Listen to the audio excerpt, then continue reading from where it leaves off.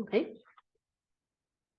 I started the recording. I think we should start our 6th online seminar on open science. I would like to welcome everybody who is participating, and especially our speaker, Dr. Besançon. Also, I mentioned to the AIP, Italian Association of Psychology, who is supporting our project by providing us a digital platform to host our meetings. Just a couple of words on Dr. Besançon, who said he will also introduce himself, but just a few words. He's an assistant professor of visualization at Linköping University in Sweden. He's a 2023 fellow and local lead for ASAP Bio, a scientific node coordinator for the Swedish National Visualization Infrastructure, Infravis, and he is co-editor-in-chief of the Journal of Visualization and Interaction. His two primary research areas are developing and studying new interaction techniques for volumetric data visualization, as well as employing this visualization to enhance statistical data interpretation. But also, he is dedicated to methodological improvements in research, particularly detecting and mitigating questionable research practices and enhancing the transparency, robustness, and reusability of research results and materials. I won't take up any more time. I will stop my screen sharing. So, cool.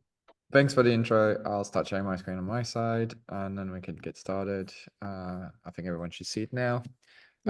Hopefully you hear me well. So just disclosure before we start, I hope I can stay in this room the whole time. I'm actually in Oxford for a workshop on scientific authority, which was not initially planned when we discussed to have this meeting together. Yeah, so I'm trying to find rooms where I can actually speak and not be bothered. But I might have to move eventually towards the end of the hour. If we want to stay online longer, I might have to take you on my phone or something like this, but we'll make it work. Anyways, yes, thanks again for the intro. Just a little bit about me. First, as you said, I'm actually working in data visualization. This is what I did on my PhD, looking at how we could visualize data for different disciplines like fluid dynamic or medical data, and trying to help researchers in the domain to actually view and understand the data better. I've continued this work in postdocs and all of that. This is an example of a toy project. We have some of the students at Monash when I was there looking at augmented reality for data visualization with some specific devices that we had developed. But I've had a very keen interest on methodological research from the get-go during my PhD, in particular on how people do statistics and what may or may not work when they do them. In particular, when it comes to non-significant results and the fire effect and things like this. And this led me to also have an interest on things like open science, obviously, open access being one of them, but also the replication crisis in empirical computer science, my field, but also outside of it, because I think it's pretty interesting to study the replication crisis because it also led to methodological improvements. Just for all of us to understand and think that we talk about the same thing. This is usually the paper publishing pipeline, right? You submit your paper, it goes through some rounds of reviews, and eventually you revise it, and hopefully it is accepted after some editorial processes. But in some cases, something goes wrong and there's some extra scrutiny on your paper after, and it may receive what we call expression of concerns or retractions. And I'm going to talk to you today about something that is a personal story before I engage with some of the things that we've been discovered recently.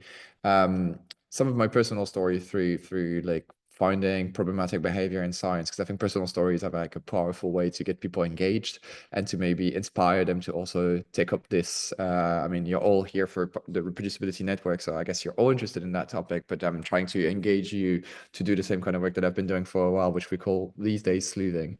And so my story into sleuthing started with COVID and with a now dead platform that is Twitter. And I mean, I'll continue calling it Twitter until the day I die, because I think it was an amazing tool for scientists back then. Not anymore, unfortunately. And you know, I was just on this platform, seeing all these articles being shared about science being potentially unreliable, and in particular these two big retractions that happened in the Lancet and the New England Journal of Medicine. That really shook the whole academic world, right? And I was like, okay, is there something I can do myself to help science with the knowledge that I have, some statistical knowledge that I have, for instance? And so here, feel free to interrupt me if you do find it. Do you see this paper? I'm sure you've all heard of for instance, the last name of that paper, but do you see something that is wrong with it? Do you see anything that catches your attention? Just on that one first page, you don't need anything else than that. Does anyone see something problematic?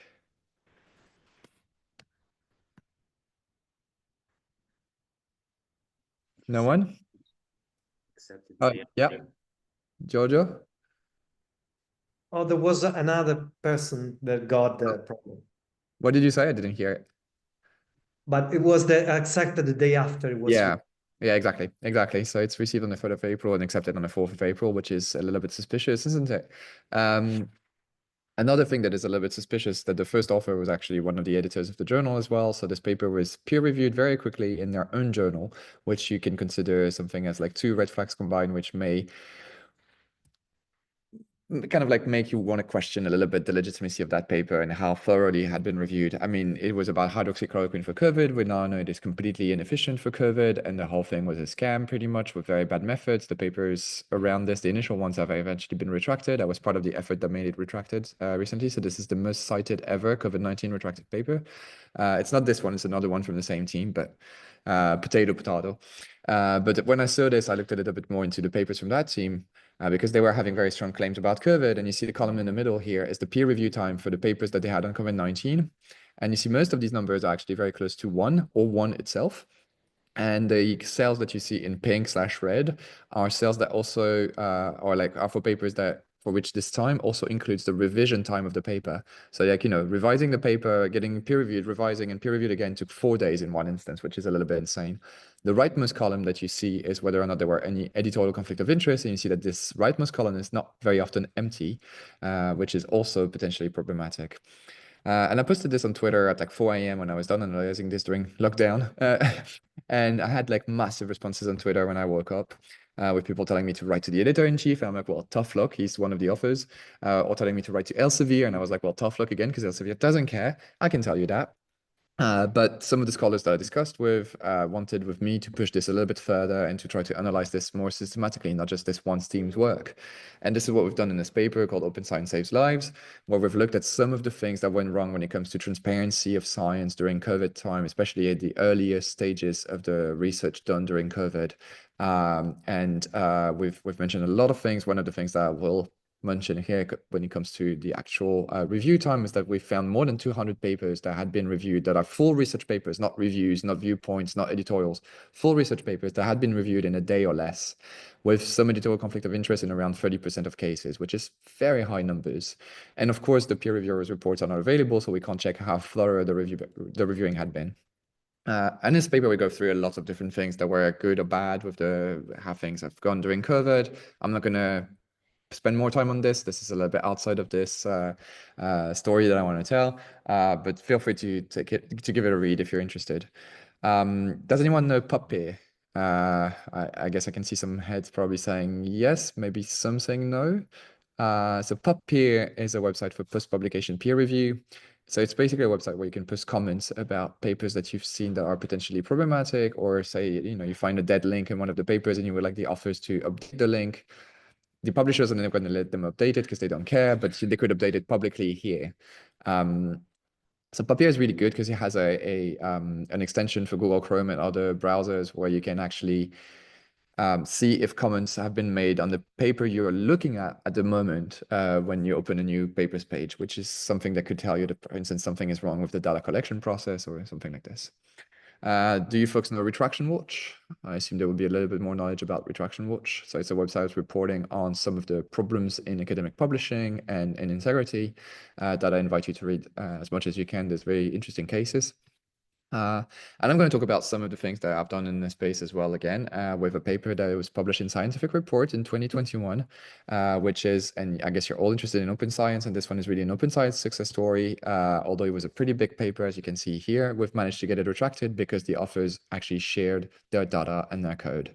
What they were doing in their paper, and I'm not going to go into all the details, but they were looking at whether or not the lockdown had an effect on the number of COVID-19 cases. And the answer to that, according to them, was absolutely not, zero, nothing, nada. Which is a little bit surprising. I'm not an epidemiologist, but if you take Epidemiology 101 and you have an airborne disease and people don't meet, it's bound to have an effect on the number of cases. is this effect worth it? Is it worth it for economic reasons, mental health reasons? That's something else to discuss. But the fact that they found no effect was a little bit suspicious to me. And so I dived a little bit into their methods, and I have found a lot of problems, which, for instance, like they were looking at things that, like, they had a model, and I put fake data or like synthetic data into their model to try to see, okay, I'm going to create a fake country that has an effect of lockdown on their number of cases and see if their model is actually telling me that it has an effect. And the model told me that it had no effect. And then the reply was like, oh, but you can't use synthetic data. That doesn't work. So then I had to use real data to try to prove them wrong. And I've managed. And eventually the paper got retracted. Our response got published. But that was a lot of effort. And it took almost 10 months. The sad story here is that this paper was used by the Brazilian government to stop all governmental policies to try to stop the spread of COVID. And we know how it resulted for Brazil. And it's also when they decided to go full on with hydroxychloroquine as a cure for COVID, which we now know is completely useless and cardiotoxic, so really problematic. Anyways, got retracted. Some good news, I guess. There was another paper in the European Journal of Clinical Investigation that was also looking at the effect of lockdown, and the methods were not particularly great. The paper got a lot of attention, more than 18,000 as like an altmetric score. You see, it was back then the 39th most shared paper ever on social media and news platforms. So pretty big paper, and the reason for that is probably the last author being John Ioannidis. Again, I commented up here with some concerns. The response was eventually published, and then they responded, et cetera, and it continued on and on and on, but the paper is still published. Another one is this one where people looked at the effect of the vaccine, COVID-19 vaccines this time, on the number of cases of COVID, and massively shared paper. Back then it was the 13th most ever shared paper on all like social media and news website. Funny thing about this paper is the first author is a high school student and the last author is a professor of epidemiology. I don't know how they met. If someone has the story, I wanna hear about this. This is fantastic to me that they managed to meet and work on this together. But anyways, they claim in this paper that there's according to them, apparently no significant signaling of COVID-19 cases decreasing with higher percentages of population fully vaccinated. And as someone who has worked with how statistics can be abused, I'm a little bit happy to see that they seem to, be prudent and cautious with the language. They're saying there appears to be no significant signaling. Turns out they actually didn't test for it, which is really problematic. So we published a response there. Unfortunately, the journal decided to publish in December, on the 24th of December, so Christmas Eve, to make sure that things don't get mentioned too much. But we did the statistical test that they didn't do, and it turns out it is significant. Too bad. So they just looked at their figure and they were like, oh, it doesn't look really significant. I guess it's not. And then they published this, and the paper is still not retracted, which I find hilarious, but whatever. So you see 3 big problematic papers in terms of methodologies here. It's not fraud per se, it's methodological issues. One was retracted, the other 2 just publication of rebuttals. There's many other cases like this, and I'll mention some of them, but I won't go into too much details there. But some of you probably know about Elizabeth Pick. So she's a co-author and a friend. I'm actually with her in Oxford today. She's the super spotter of duplicated images in science. She's been covered by Nature News, by Science Mag, by all the big scientific outlets for a while. She's reported around 10,000 papers for potential fraud and duplication of images or ethical issues, and got around 1,000 of them retracted today. And she questioned the work of Didier Raoult during the pandemic, which was very welcome for me, because I was criticizing his work, but I was a random nobody doing data visualization research. No one cared about whatever I could say about the big Professor Didier Raoult's work. But then she chimed in and she said, well, there's some concerns, ethically speaking, there's some concerns with the methods, there's some concerns with X, Y, or Z, and then echoing some of the things that I had been saying and some of my co-authors had been saying. And eventually that led to Didier Raoult suing her for harassment because she flagged his papers on PubPeer. He got an email every time, and he said that he was being harassed because the PubPeer system was sending him emails because Elizabeth flagged papers. So we wrote an open letter to defend her. That got pretty big, saying that we were against science being held in a court, and that we think it shouldn't be the case that, when you question the methodology or the ethics of a paper, you should end up being sued for that. That got really big. Science and Nature covered the whole thing with The Guardian and many other news outlets. And that led to many things that I won't really detail too much, but All of a sudden, my name was a little bit public for talking about methodological problems, and I've received a couple of death threats and other things like this that were not particularly pleasant to receive because people really wanted hydroxychloroquine to be the miracle cure and Didier Raoult to be the big hero fighting big pharma. But it turns out none of this is true. Something that we've looked at, and that's still linked to this institute, unfortunately, and based on Elizabeth's initial finding, was the ethics approval of this institute studies. So we did look at more than 400 studies from the institute and the ethics they had obtained for this. And in particular, we looked at a ethics approval number that they had obtained, 09022, that has been used, and I say used because it was written in the papers for each of the studies, 248 times. I don't know how many of you have had to apply for ethics approval, but when you do, especially for human research, human-based research, you have like a very limited scope of what it is that you're doing, what it is that you're trying to answer, and how you're going to gather data to answer that question. Here it seems that they could have used it for widely different studies. You see that 183 of them are with stool sample collection, 24 of them with vaginal sample collections, 2 are blood collections, some are urine, some are breast milk, some are sputum. And they're doing it on sick adults, sick kids, healthy kids, in France and abroad, just abroad. In France and abroad without local approval, although you always need one according to the Declaration of Helsinki. Anyway, widely different studies, and apparently all covered by one ethics approval document. That is pretty fantastic. Either someone had a very intense copy-paste mistake in their papers, or there's something fishy. And that's all we could conclude from there. Right? Like, we couldn't say much more than this, except that also, yeah, they published most of these studies in their own journals. New Microbes and New Infections was a journal that they had some editorial control over. But we couldn't say much more than this. We had already said this, that they were writing in their own journals with editorial conflict of interest in this one paper before. Other people have said it before, like you see here, the word from Alexander Skanf and Clara Loche with Dorothy Bishop also, who also kind of called out the same kind of behavior, nepotistic potentially behavior for some people in the world doing research, but we couldn't say much more than this. Eventually, Science investigated the whole thing and did criticize the whole ethics approval things. And from there, like the 2 of the big heroes here being Elizabeth and Fibers Frank, my co-author, for doing all this work, were highlighted. But then the piece continued and explained the whole story. I'm not going to bore you with all the details, but look at it if you're interested. But now we have more than 40 retractions for this one institute and 855 papers flagged, 200 and something expression of concerns issued. And with Elizabeth, before we go into the more fraudulent practices, we've actually argued a couple of times that we should stop seeing retractions as something that is bad in science, right? We've given some guidelines that we think editors should follow, especially when it comes to public health crisis, like a pandemic, for instance. But what we've really argued for is that we should stop seeing seeing the retraction of papers as something that is problematic, because it will become self-fulfilling, right? Like, in a way, we only do retractions for extreme cases of fraud. And so if someone wants to retract a paper for a mistake in the paper, they are likely to be labeled as fraudsters when all they did was try to do the right thing by scientific standards, right? To correct something that they had published, for instance, that was wrong. So it's time that we try to change how we see retractions and corrections in academia. So your time to play a little bit with me on some fraud. Do you see anything that is wrong with this table? And I'm sorry for the quality. We pay publishers thousands of dollars for APCs, and they can't even produce a table that is zoomable, apparently. So there, I'll give you some context and some help. Don't look at the T column, nor the p-value column. That's not where the error is. And I'll tell you what this table actually is. It's table 1 in clinical trial papers. It's a pretty famous table where you actually give the characteristics of your 2 groups, and then some people do p-values on this, although all statisticians will tell you it's completely useless, but some people do it. So does anyone see anything wrong with this table?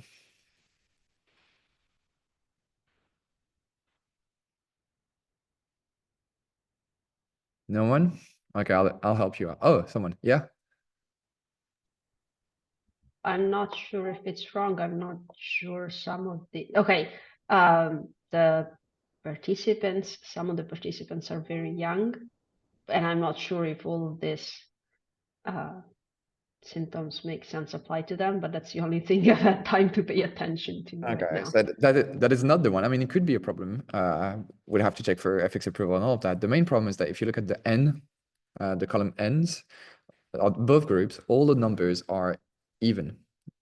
right? They're all even numbers. The likelihood that all of these numbers are even is, Okay. I mean, I'm more likely to win the lottery than this happening in a clinical trial, really. And if this is not enough proof for you that this is fraudulent, I can tell you the paper has been retracted because we asked for the data and the data doesn't exist. It has never existed. It has been created in a spreadsheet on Excel by people that like never actually existed. Really, like the patients that they're describing never really existed. It's a little bit insane, but it has really happened. Time for another paper and another fraudulent practice. I'm going to zoom to a specific part of the paper. Do you see anything odd in this one very short paragraph? And I can tell you ahead of time, so go ahead and read it. It's hard to parse. It's very bad English. That's not what's wrong with it, although it's partially what's wrong with it. But try to find something that really sticks out for you. Also, while you're reading, I'm just going to do one thing quickly, is to reduce the speakers, because I see too many speakers on my side, and now I can put it back full screen here. So anyone see something that's wrong? Go ahead and scream it out if you see anything. Don't raise your hand, just scream it out. Okay, I'll help you. Here is Lyme sickness. I know Lyme disease, and I would expect people that work with things related to Lyme disease to know that we say Lyme disease, not Lyme sickness. The paper has been retracted by the way, and I'll tell you why in a second. You see, it has been retracted. Another paper that also has some weird stuff. I'm just going to highlight what is weird in there because I don't want you to spend hours looking at this. Keen gadgets. Wow. I don't know what keen gadgets is. Man-made consciousness. These words are very bizarre. Another one here, and you can try to find it. It's in the first 2 lines of this quite long paragraph. Do you see another thing that's kind of like sounds odd to you?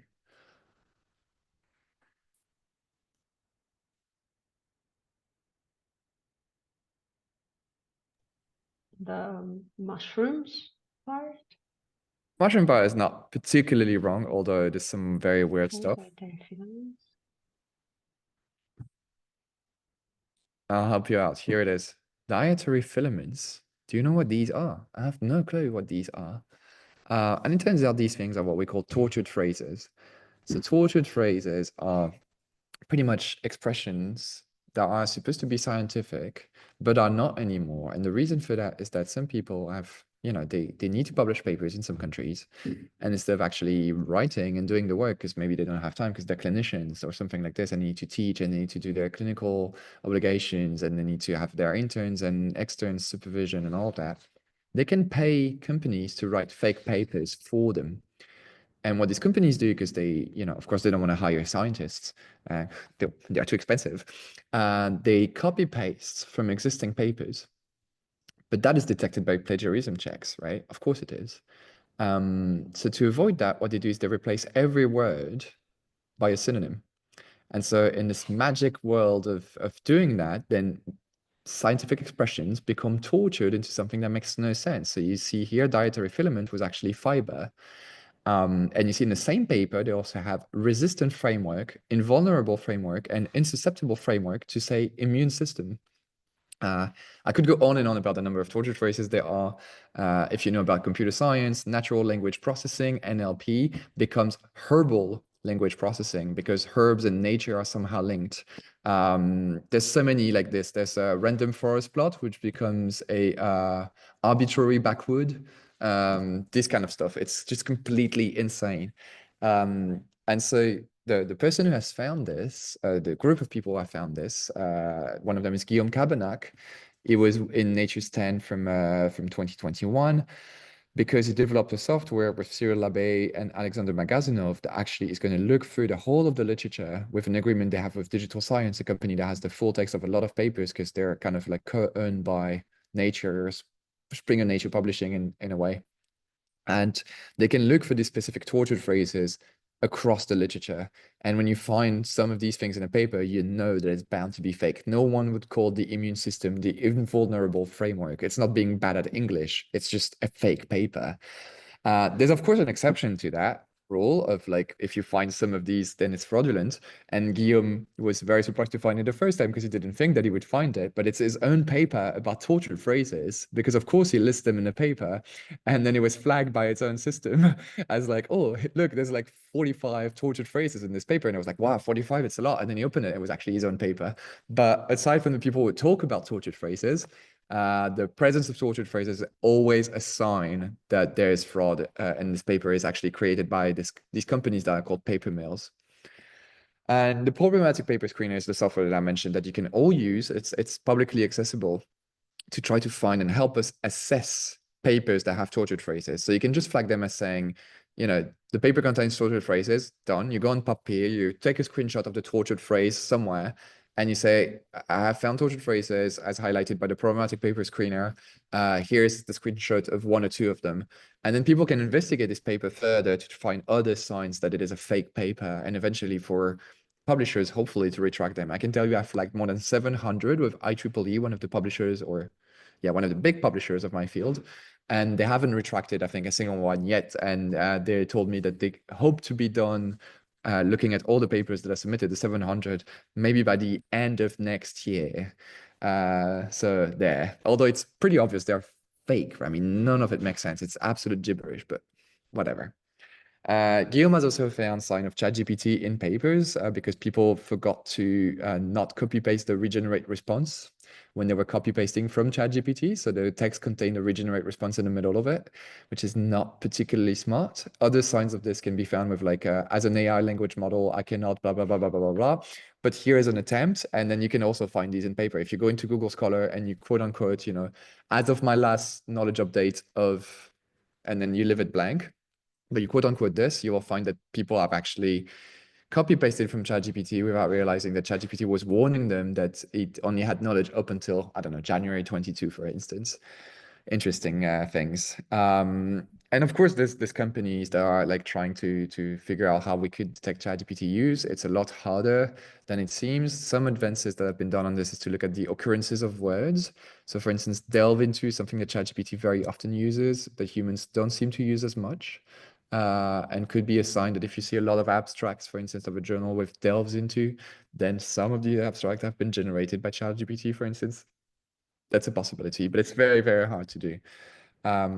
Coming back to Elizabeth and the work that she is doing, very often she would post on Twitter things like this, asking people to do what she calls image forensics. So she asks people to find duplications in images that should not contain any duplication. So in this particular case, you see that the two bottom boxes are actually absolutely like similar there to the pixel, and they shouldn't be. It's two different Western blots, so they shouldn't be identical. Like there's no way, and yet they are to the pixel. So it's problematic. And she's trying to educate people on Twitter and other social media to try to find these and potentially help in finding papers that would copy paste some of their results in images to try to get better results. And she's really good at spotting duplications. You see people on Twitter also asking her to try and find duplications here on these bus seats, and she's really good. This is how she does it, right? She puts colors, like different color boxes, and she's like, yeah, here are all the duplications. And I mean, she's right, and she does it with the naked eye. Which is fairly amazing. So if you don't follow Elizabeth on social media, be it Twitter or X and Blue Sky, go and give her a follow. She's doing a lot of amazing work. You know, she's also doing it on floor tiles at hotel rooms and stuff like this. I mean, she has a very, very amazing eye, and it's really impressive to see the kind of things that she finds. People have done it for more complicated images. In this one, there are duplications that you can't see very easily. The naked eye is not very good at this. But some people have found them by playing with contrast and all of that. And you see here the results of the duplication check that someone has done on one of these images. And you see that all the same color boxes are actual duplications. And sometimes it's with like people, you know, turn around the image they've duplicated. Sometimes they scale it up or down, but still it is found to be duplicated, unfortunately.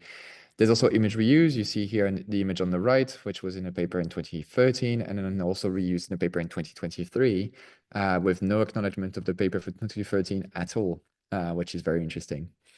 And now coming to something that is the reason why I was contacted today, actually, what we call sneaked references, which we have discovered with Guillaume Cabernac, which is when, so the whole finding of this, and I can tell you this, is, let me try to see if I have this slide in. No, I don't have it, but that's fine. Guillaume reported a paper on Papier for containing tortured phrases. So it was an obviously fake paper, but something was a little bit striking to him. According to the dashboard next to the paper, in this obscure journal that it was published in, the paper had been read 106 times and cited 106 times.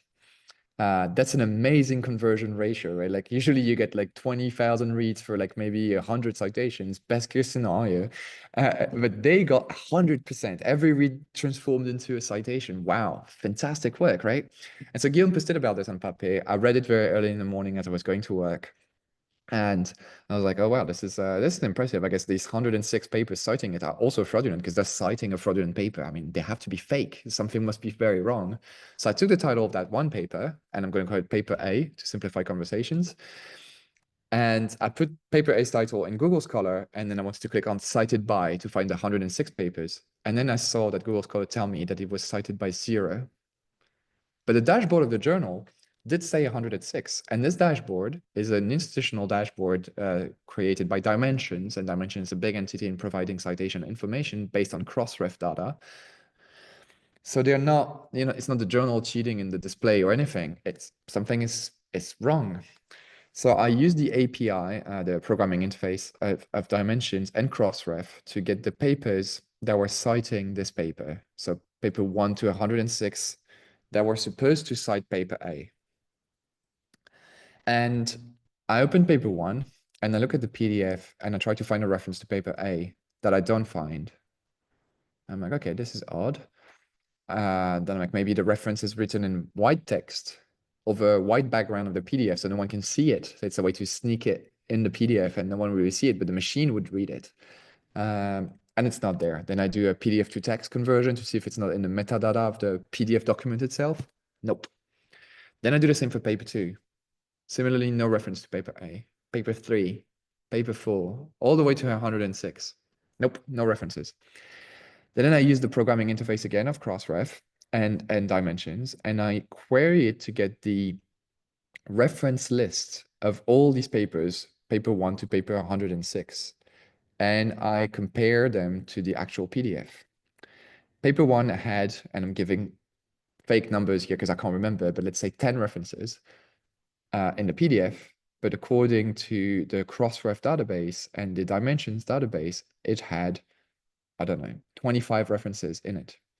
Paper 2, same thing, 15 references in the PDF, but 30 something in the metadata that Crossref and Dimensions have. So something is very wrong there. And we ask them if it's a bug on their side. We send an email to Crossref, to Dimensions. We're like, is there something wrong with your API or your database being corrupted or anything? And they assure us that no.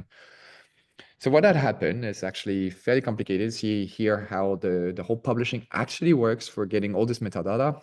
When your paper is accepted, there's an editor, someone working at the journal, who has to go through your references and enter them into a system to capture all the metadata about your submission. So the authors, their affiliation, the funding sources, if there's any, in some cases also availability of supplementary materials, but also your reference list. And then they send that to Crossref. And then Crossref sends that to a lot of different other things like Springer Link, metadata, dashboard, the lens, dimensions, all these kind of things. What has happened in these cases is that the journals themselves have changed the metadata of papers. They have faked it. So it's the first time we have found evidence of actual fraud in metadata of papers, because usually it's, if the editors are cheating, they're modifying directly the paper. If the authors are cheating, they're modifying directly the paper, right? But in this case, it's the metadata about the paper that had been modified. And you can think, okay, maybe this is just, a mistake. And in some cases it was. We compared the PDF content to the actual data registered at Crossref. And there was one paper, for instance, that had 150 references and actually had 300 in Crossref. And what had happened is that it's just a duplicated list. I'm guessing they're using a very old web-based software and, they probably pressed Control-V, nothing was happening, and pressed Control-V again, and they didn't realize they got copy-pasted twice. Probably something like this. But in other cases, these references actually benefited some people. We did a brute force check of if we could find names that would reappear more often in all these extra citations. And we found this couple of researchers, for instance, this Jay Nageswara Rao, we got an extra 3,103 citations from this one trick of sneaked references, these fake references that don't exist. Now, 3,100 citation extra is a big number, right? I mean, in some field, this is what you would get in a lifetime. In other fields, this is what you would get in a year. But it's still a big number, right? And it has benefited some of these people and some of these journals to increase their impact factor if the impact factor was computed with the cross-ref data, which is not always the case. So I'm going to wrap up so we have time to discuss. Correcting the scientific literature is, I think, super important. There's not a lot of people doing it, but it's, you know, supposedly we're supposed to use scientific results to progress with society, with medicine, with, you know, facing the climate crisis and all of that. So if we have fake papers out there, everyone is building out fake stuff, right? And nothing is going to work out in the end. We're going to waste time, resources. Maybe people are going to die because of it. That was the case during COVID. And I really think we should have an error checking culture in academia where it's fine to look back at your own papers or someone else's paper and say, I think there's a mistake here. And for this paper to be corrected, if it can be corrected, or retracted if it cannot be corrected. And that shouldn't be a career-ending move for the person that's either calling out the error or the person that has made the error. Like we're human beings. It's fine to make mistakes, and we should, you know, be okay with that. You will get close to 0 credit if you do this kind of work, I can tell you. I've been called many names. I've received death threats. My bosses and colleagues are not particularly happy that I'm doing this work because it doesn't benefit directly my career, nor theirs, but it's the way it is. But it's really important, I think. But yeah, you will not get credit for it. And editors, publishers are not going to try to help you to retract bad science in most cases. They are, you know, publishers in particular, they want to make money. They want to publish papers. They have no financial interest in correcting bad papers that they have published even. There's the analogy to finding fraud and you know, talking about it that I often make is the one like with cybersecurity and hackers, right? Like where people will do research on how to have more security for, I don't know, bank transfers or something like this. And eventually that would be broken by someone.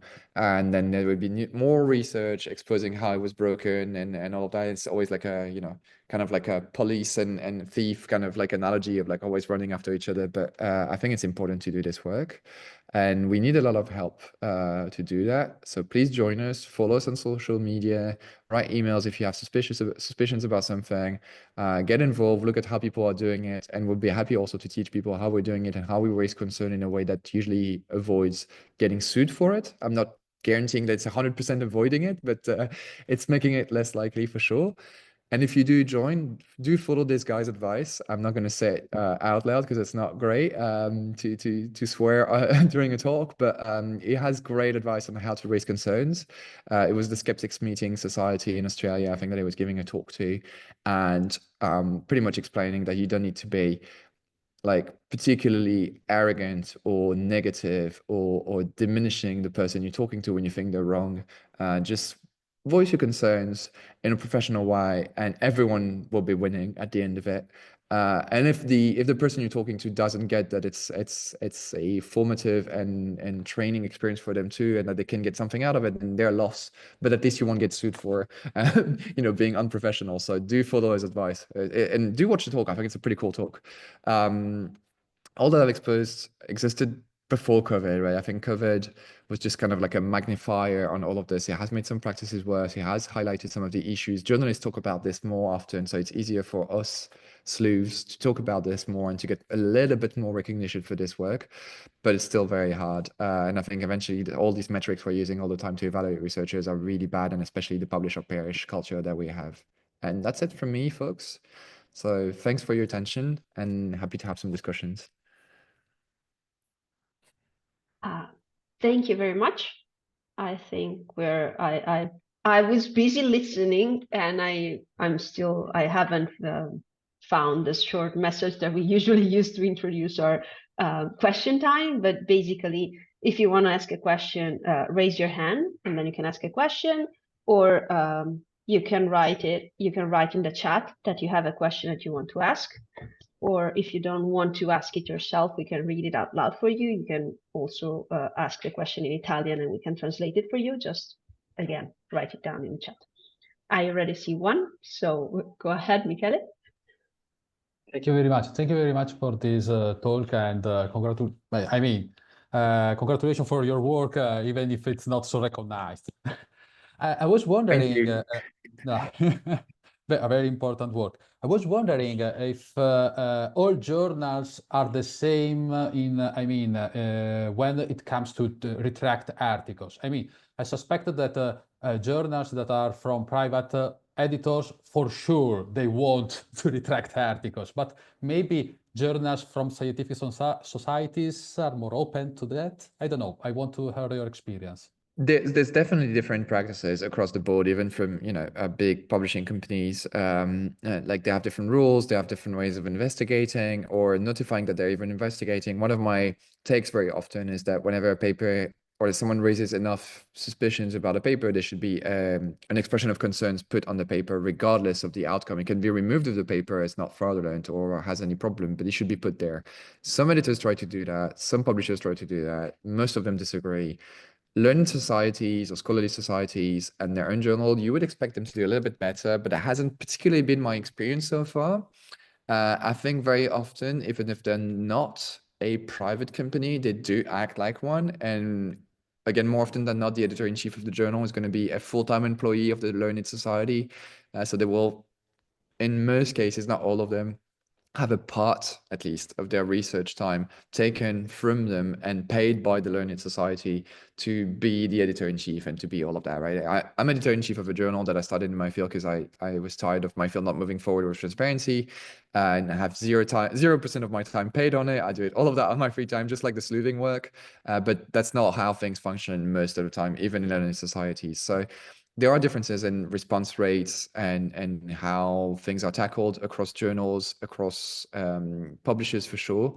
But I don't think there's still for now a journal or like a model that has worked better than another. I think it's very heterogeneous responses, and it's hard to generalize from how they work or not, or how they don't work. And I can tell you, for instance, one thing that I think is a little bit problematic is the concerns we raised on the lack of ethics for some of the studies that we had found that where they reused the same ethics approval hundreds of times.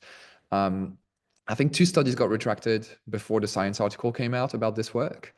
When the Science article came out about this work, all of a sudden there was a spike of like another 10 retractions that happened in 2 weeks. So what had mattered was actually the name and shame had worked, right? We had this big Science article about the work we'd been doing and the fact that these studies were problematic, and it was verified by a journalist independently. And all of a sudden, our concerns were taken seriously because Science talked about it, not because our concerns were serious to begin with.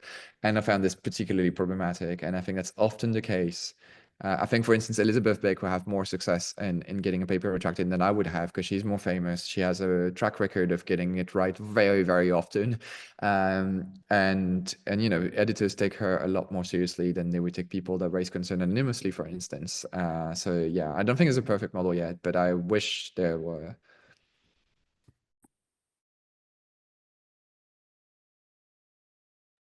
I could go on and on about that if there's no question, right? Like, I mean, I have, and I have so much more material. I can tell you, I've given this talk in so many different formats. I've given a 20-minute version of it, a 5-minute version of it, an hour version of it, a 5-hour version of it.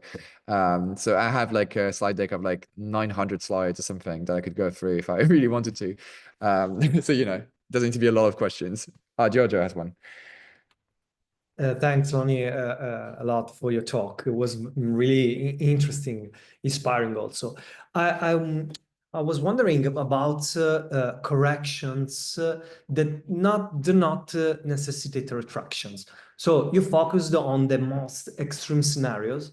And in my knowledge, at least so far, the only alternative, when you want, for example, to point out that, let's say, that the conclusions of the authors are a bit too strong, so not enough to ask for a retraction, but anyway, it's circulating a paper that is making some very strong claims, maybe on a high-level journal that could impact future research. And my experience is that sometimes I found something interesting in PubPeers, but I mean, not everyone go to PubPeers. And I want to hear what's your opinion on this, and if you think that there are alternatives, maybe in which the journals could be sensitive to, that could improve this thing. Yeah, so you're absolutely right. Not everything deserves to be a retraction, and I've presented the extreme cases which clearly deserves retractions, but corrections are also very appropriate in some cases. It could be from, a silly mistake that doesn't impact findings. Like I've seen papers where, for instance, the figure is like something is wrong in one figure, but it actually doesn't change anything. Particularly, it's just if you read the text is correct, but then the figure, for instance, they've inverted two of their bars or labels, and then you actually realize if you look at the data and the text, these things correspond, but in the figure they probably mislabeled something, and so this deserves correction in the sense that it should be corrected per se. But more often than not, the publishers also don't want to do that because they don't care. But the findings are not impacted. I agree, not everyone reads PubPeer, and to be perfectly honest, the PubPeer team, I disagree with them very often on how they moderate questions, comments on their platform. And I'm currently gray listed by PubPeer, so I can still post, but all my posts needs to be moderated in. Whereas normally if you write from an academic email, all your posts are in by default, and then they can be more moderated out. But I've posted a lot of comments about very short peer review time that the PubPeer team, for instance, think that is not particularly reliable, even if gotten from PubMed or things like this. And I think they're wrong, but arguments between us happened, and they have gray listed me in the meantime to make sure that I don't post these comments anymore. So I don't always even agree with PubPeer. That being said, I would wish more people were using PubPeer. So I'm trying to raise awareness about PubPeer very often. But it's hard, and I don't think people are going to use it much more because it's just not a reflex, and people still see post-publication peer review as something that is bad. I think when it comes to solutions about this, I have two. The first one would be, I think we should redefine what peer review means. Most of the time when people mention peer review, they mention pre-publication peer review in a journal that has a editorial committee and external reviewers and all of that. That's one part of it. But I think peer review is your peers reviewing your work, reading it and assessing it critically in one way or another, right? And so when you're citing work of your peers in your own papers, if you're just citing like, the field that's focused on this, and you give one or two examples of papers that are focused on this in your field, that's not a critical citation, right? But if you say, I don't know, person A et al. Have looked at something, but their method doesn't include this. And although their findings are interesting, we need to go further and try to explore something. This is a critical citation of their work. It doesn't mean that you're particularly putting into questions what they found, but you're assessing that their work has been good enough for you to cite and reuse partially. And that indeed, maybe they already highlighted themselves that they didn't do all the things that you want to do, or maybe you're highlighting it there. In any case, it is a critical citation. You're praising their work in something that is worthy of your mention in your paper, but also saying, okay, but there's limits to it, and here are some of the limits. And this is peer review, and we should consider it as it is. If 200 papers say, we've tried to replicate the results of Andrew Wakefield's study on the link between vaccine and autism, and we couldn't, then maybe the Wakefield study is problematic. And turns out it was problematic, of course. It just took 12 years to be retracted. But it was problematic, of course. And there were already like something like 100 studies that had tried to replicate this finding and couldn't do it. And this is peer review to me. So that would be solution one, would be to reimagine what we think of peer review. When we say peer review, it's the whole spectrum of talking about a paper or preprint before, during, and after its publication across its lifetime. That's peer review. Second solution is, I think, a technological one. Sorry. Papers as PDF. Come on, this is not sustainable. First of all, PDF are unparsable. It's very hard to extract information from PDFs, right? It's great because it's portable. You can open it on any kind of platform, and et cetera, but it's very hard to extract anything meaningful from it. So if you want to do basic stats checks with software that can actually extract some numbers from a PDF, often you have to put the numbers yourself in, which is painful. I know Nick Wise was here with me in Oxford, and Nick Brown have been doing stuff with statistics in how they look at papers and all of that, and they've been struggling to have to put these numbers manually to check that the stats are actually probable stats and not invented completely. What I've done in my own journal, and I can tell you that, it's that we have papers as there's a PDF saved version, but we have an experimental track where we ask people to submit papers as GitHub repositories, and the papers are written with Quarto, which is an R-based framework and Markdown, where you can have your R code doing the analysis, and then all around this, you got the quarter paper thing that actually makes all the texts go together and all of that. The thing we've done with that is that not only does the peer review go through GitHub, so you can actually trace back every change that is made based on GitHub issues that were pulled and all of that, but you can also update your paper. And we save, once the paper is submitted, we put it publicly accessible to all as a preprint. Everyone can comment on it on GitHub. It's really, we open everyone to everyone to do it. We still hire or recruit reviewers to review the paper, and that's on top of that. And once the paper is officially accepted, then it gets a DOI with V1 at the end. If one day someone raises concern about, oh, could you do some sensitivity analysis about this? Because I'm unsure that you're actually did, like these confounders didn't influence your results. Then the office can do it and they can produce a V2 of the paper. And the paper is updated. It's a GitHub page. So you just need to add the sensitivity analysis and they can refer to GitHub issue number 25 that said this. And we've done the sensitivity analysis. It is in there. They modified the conclusion slightly saying it did influence or it didn't. And now there's a V2 of the paper. And I think that's the technological side to it. Now, I don't think it's worth going around and inventing new technological solutions all the time, but I think the DOI versioning of papers and the possibility to easily correct them is one way to get ahead a little bit of the whole nightmare that it is to correct papers today. Because if you've tried to correct even one of your papers with publishers, trust me, it's a nightmare. It will never happen. Very long answer, sorry. No, I did it. It was, I mean, it's a nightmare. So it's Yeah, exactly. Right. very So, painful, but it's, I mean, I can give you the link to my journal that, you know, I was not on creating it, but you can see how it looks a little bit and how we've done it. So if you're interested and if you want to bring these in conversations and if you want to try to model this somehow in your field as well, if you want to have more conversations with me about this, feel free to, you know, reach out to me about this. I'm happy to advise, help, give some feedback on how things have been going. Also tell you how bloody difficult it is to start a journal and to manage it and to recruit editors and to recruit reviewers and you know, all of that, because it is a challenge. But yeah, I'm happy to do that if you're interested. Okay. Thank you. It's almost done. So if anyone has any last minute question, ask it now. And I put in the Otherwise, to my LinkedIn, because I used to give my Twitter link, okay. but I think most people are not using Twitter anymore. So there's my LinkedIn. If you, oh, of course that doesn't work because of the, I guess you can copy, but if not, I mean, you can find me with just my name anyways, but feel free to I add me think there. it is working even from the chat. I mean, Okay. I'm opening it, so. But feel free to reach out to me if you have any idea about something that potentially is wrong in your field. You can message me there. I try to post daily tortured phrases in papers. So there's some pretty funny ones I can tell you that people react to, like the arbitrary backward was pretty amazing for random forest plot. But there's plenty of gems out there that I think are making you probably have a small laugh in the morning on your commute or something. And I try to do that daily as I can. Personally, I just really want to thank you because it was really interesting. It was,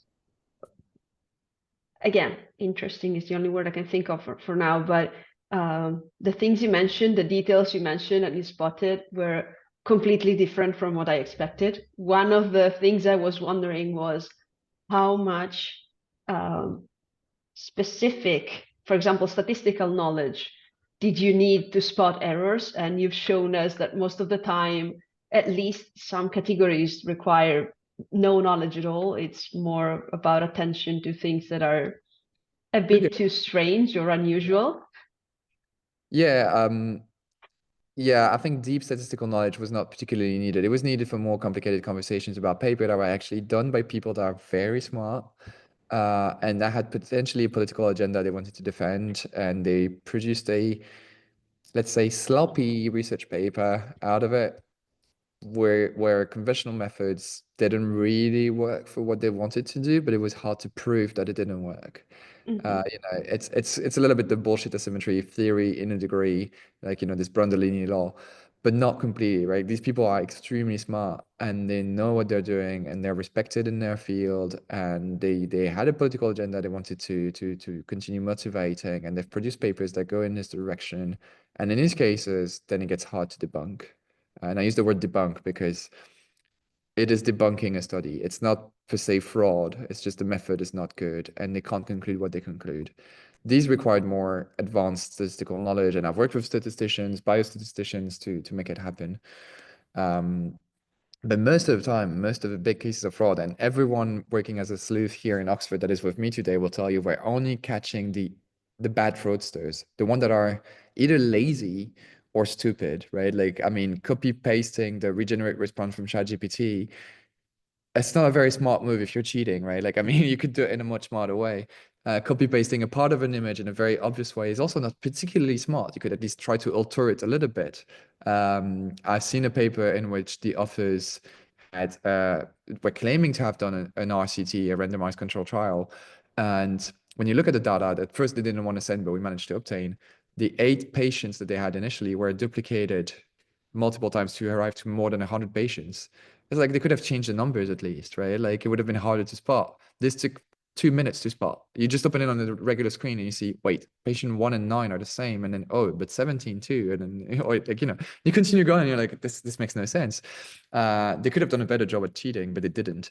So we're only catching the ones that are extremely lazy or not particularly smart, or the ones that think that they're never going to get caught.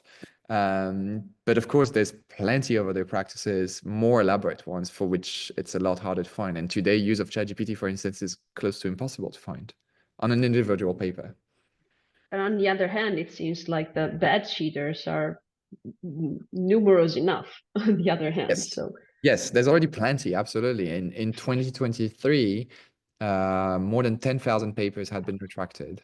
I think the exact number is 12,400 something, out of which Hindawi was a big publisher that had to retract almost all of their papers. I think it was 10,000 from them alone. And that's an insane number. So I was asked to comment on this a couple of times, and I keep reminding journalists that this is the tip of the iceberg, right? Like it's the bad, easy ones to catch. It's not the crazy, sophisticated cheating measures. These will probably never catch, at least not in the foreseeable future. And that's a lot harder. okay, well, but at least, I mean, let's close this meeting looking at the positive side that already a lot were found. And I think I will again. Thanks again for having me today and for the kind words and your attention. And really do try to follow some of the folks that I've mentioned: Guillaume Cabanach, Elizabeth Beck. There's also an account on Blue Sky that's called Cheshire, who is calling out also bad practices in science. He's not a scientist himself, and he claims not to be ever, but that's make it very interesting when people dismiss him because he's not a scientist. And he's like, well, if I'm not a scientist and I can see the problem, then that says a lot more about you than it does about me. So try to follow these kind of people. I think they're doing an amazing work, and it's tiring work that most of us do on our free time, and we need some support in terms of like just people amplifying some of the messages that we have. Sometimes it really helps getting bad papers retracted, for instance. So do follow these guys too, not just me. I mean, I'm here representing most of them today, and I didn't talk just about my work, but do follow them and help them amplify these issues, because we're all much better off if it is being called out. Definitely. I will, just to mention this, as we close and before I put up the slide for promoting our next seminar, as usual, the recording of this presentation will be uploaded to our YouTube channel, so it will be available. You will receive an email reminder when the recording is up. I think if Lonni agrees, we will share his slides. So usually on our Zenodo repository. So all the material, including names, links, and references, will be available soon in case you missed them today. Other than this, I will start. Okay. Also, remind you that if you need an attendance certificate and you indicated it in our sign up form, you will receive it within the next 7 days. And we will be hosting our 7th seminar for this year in May. Is a mate. I like him. Good. So as you can see, our interests all lay in a kind of very specific approach. So Dr. Johnny Coates will be with us on May 14th, same time on it should be a Wednesday, 3 p.m. talking to us about preprints, putting the P in PRC. you're all, of course, invited, and you can follow us on YouTube where you can find recordings. We have Instagram and Facebook and LinkedIn profiles. Sign up, share our links, invite people that you think might be interesting. The more we are, the more interesting, productive work we can do, I think. And I guess I would officially declare this meeting over. No, okay, but this is it. I hope to see as many of you as possible next month, and keep in touch. Thanks again for having me. Bye bye, everyone. Thanks again.